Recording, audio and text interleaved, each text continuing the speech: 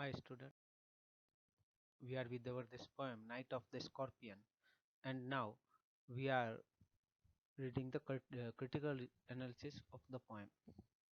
For the critical analysis, we need the summary or the development of thought. After reading the poem, we can put the development of thought for this poem in these words. The speaker remembers the night his mother was stung by a scorpion, which bit the mother while hiding beneath a bag of rice, and it came there to escape from the rain as it had been raining heavily for some time. The scorpion is said demonic or devilish with its diabolic tail. In a flash, it stings the mother and runs away out, even risking its life in heavy rain. You may put these things in your own words.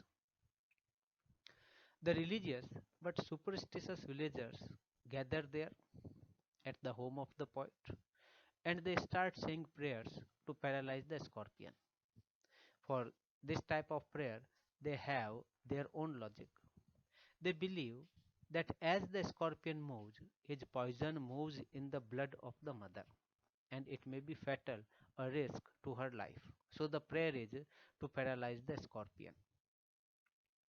It is also implied that they live in a caring, close-knit neighborhood because we find that as soon as the news of biting of the scorpion spread in the village, everybody is rushing towards house of our poet. So they are careful about one another. So we may say that it is also implied, it also depicts that the villagers are in a caring and close knit society. But the speaker is displeased by their arrival, and so he compares them with flies. The swarm of flies, always irritating and unwanted. We do not welcome flies around us. We do not want that there are flies in our house or on our body. So he says, like the swarms of flies. The villagers tried to find the scorpion. They made a search for it, but it is not found. Many things are tried to relieve the mother's pain, but nothing works. The peasants try to put a positive spin on the situation. They try to give some comfort, even only with their words, to suffering mother. They say that her next life would be less painful as she is atoning for her future sins by enduring this pain. And someone says that perhaps she is paying for the sins she has committed in her last life. Some other people say that she is suffering because of some undue, unwanted desires, ambitions, and other negative emotions she might have had in her life. The speaker keeps on watching. He is helpless. And then he sees his father, who is otherwise skeptic and rationalist. But he finds that his father tried to save his wife by using powder, mixture, herbs, hybrid, and even by pouring a little paraffin upon the bitten toe. And he even put a match to it. And our poet watches the holy man performing his incantations to tame the poison, but all these efforts are in vain. And then suddenly the poem ends, and we find that after 20 hours the poison loses its sting, and his mother is thankful to God. We may say that this is a very strange turn in the poem, but very purposeful. After a day, the poison began to lose its effects, and the narrator's mother, in contrast to all those feverish activities which were centered around her, she makes a typical motherly comment: Thank God the scorpion picked on me and spared my children. So his mother is thankful to God that the scorpion picked her to sting, and thus her children were spared. Now they are safe and secure, and they did not have to suffer that agony, that pain. Their life was not at risk. Thank God it was mine. In this way, we can write the summary of the poem. I would like if you try your own hands in writing a summary of the poem in your own words. After writing the summary, let's discuss some critical points. If we are to describe the structure of the poem, we may say that it has 47 lines and it is divided into 8 stanzas, and it is in free verse. Free verse means that there is no rhyme scheme in the poem. As if you remember the poem of Turudat, it had a set rhyme scheme. The poem Ecology, it was also in free verse because there was no set rhyme scheme for the poem. Similarly, here also the poem Night of Scorpion is also in free verse without any set rhyme scheme, and it reflects the unusual subject and the hectic activities. The if you read the poem, it runs and many things are repeated, especially they said. It is the monotonous thinking pattern of those simple villagers, and it also suggests the hectic activities taking place at the house of the poet. We may also say that this is a narrative poem with the dynamic setup because all the things are happening quickly. A picture of interaction of human society with the wild side of nature.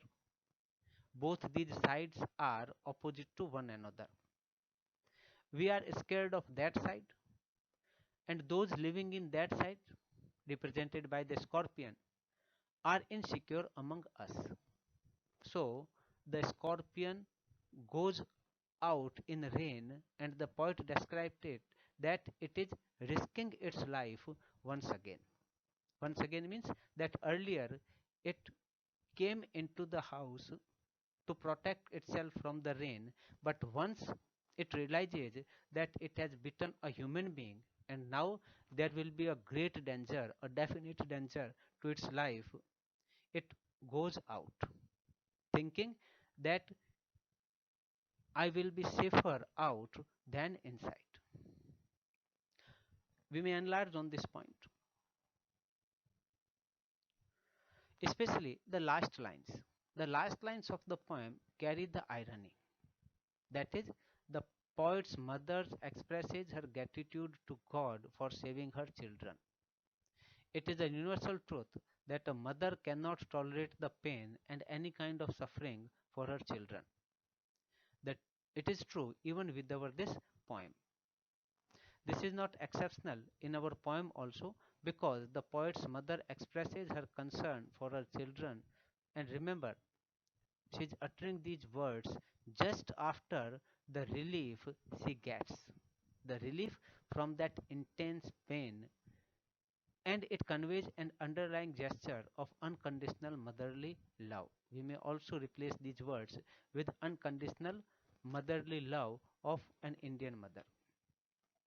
Her dignified response right at the end of the poem is both humble and inspirational.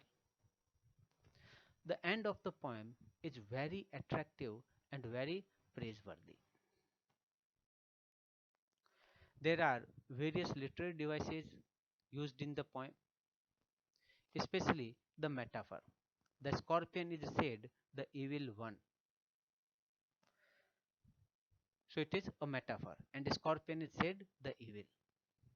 Then there is a beautiful and impressive simile.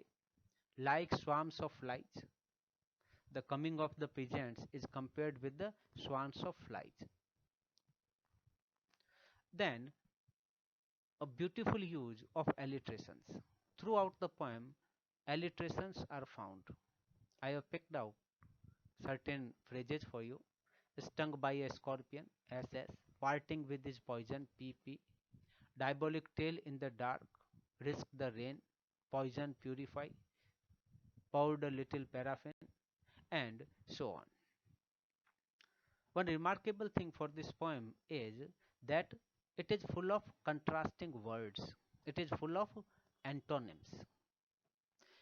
It creates the binary, the comparison between two values, between two qualities. So we may say that a contrast is continuously made using the antonyms frequently, as previous, next, previous life, next life, evil, good, evil deed, good deeds, skeptic, rationalist, curse, and blessing.